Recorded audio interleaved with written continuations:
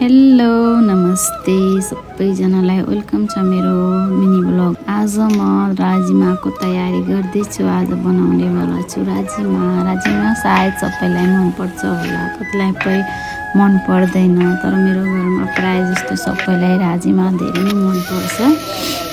चिसो भइसकेको छ काठमाडौँमा अनि अलिअलि चिया पनि खाँदै रमाउँदै म बनाउन लागे।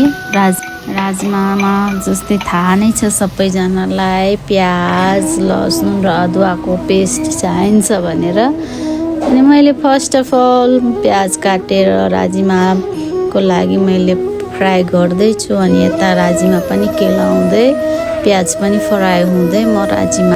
हजुरहरू कसलाई राजमा मनपर्छ कमेन्ट गरेर लेख्नु होला है। मलाई त मनपर्छ, तर मेरो राजमा भनेको चाहिँ होइन, मलाई त्यति मन पर्दैन।